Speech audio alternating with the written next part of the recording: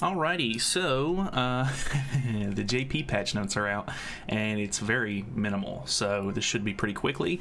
Yeah, so there's this new Meliodas coming out. He is a step-up banner, just like the leaks had sort of already said, and I'm pretty sure that this is a lead-up into another banner next week, so be careful with your diamonds if you are low, but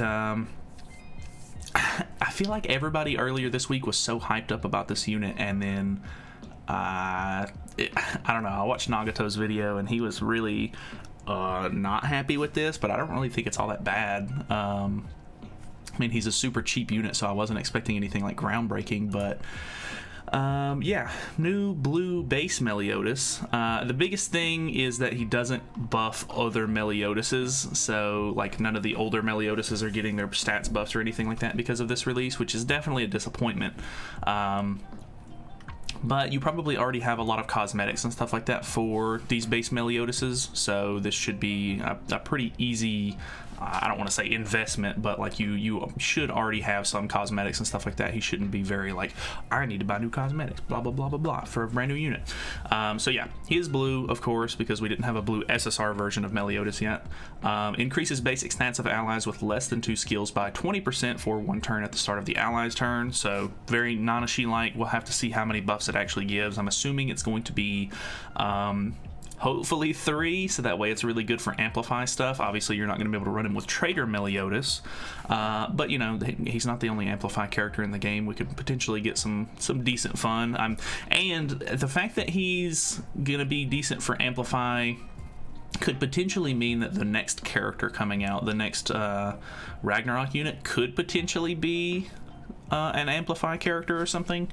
I think that would make a lot of sense. Either way, I think that this character is a really nice character to have, just because there's not a whole lot of decent sub-slot units in the game. So the fact that his stuff works in the sub-slot makes him 100% more useful as far as I'm concerned. His cards aren't anything to write home about, but then again, if you look at Ragnarok Bond, his cards really aren't anything to write home about, so you're really just using him for the backline, like, passive support. So his cards are inflict sever damage, which is 3 times crit chance, equal to 450% of attack on 1 enemy, so single target. And his buff cancel card right here, so cancels buffs and stances on all enemies, so it's an AoE, which is good, and inflicts damage equal to 210% of attack. I'm really hoping that this isn't that stupid card where it's buffs and stances on level 3 and then buffs at level 2 and then there's nothing at level 1. It really needs to at least cancel buffs on level 1. That would be fantastic, but we'll kind of have to just see. The fact that you don't actually get to see anything but the gold card, it's pretty doubtful that it's going to cancel buffs at level 1, but if it does, I think that'll make him actually halfway decent.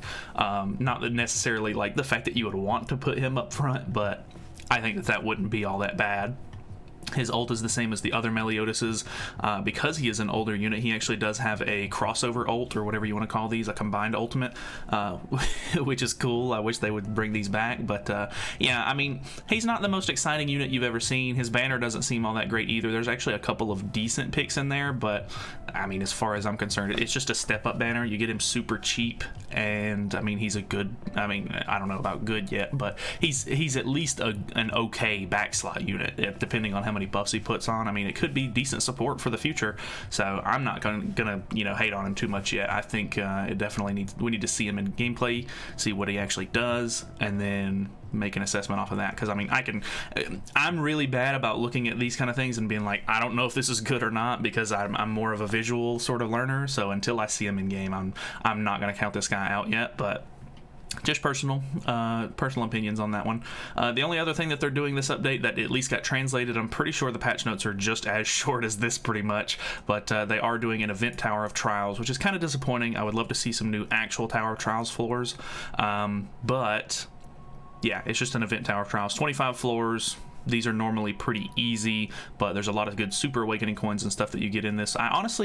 He pointed out that you get 1 SSR pendant, and that is a really good point. They really need to add more SSR pendants because of the whole, you know, not being able to get your characters to level 100 thing. So definitely could have used a little bit of improvement on that. Like some of this other stuff could have been, you know, taken out. Like these equipment tickets, I'm not really a huge fan of.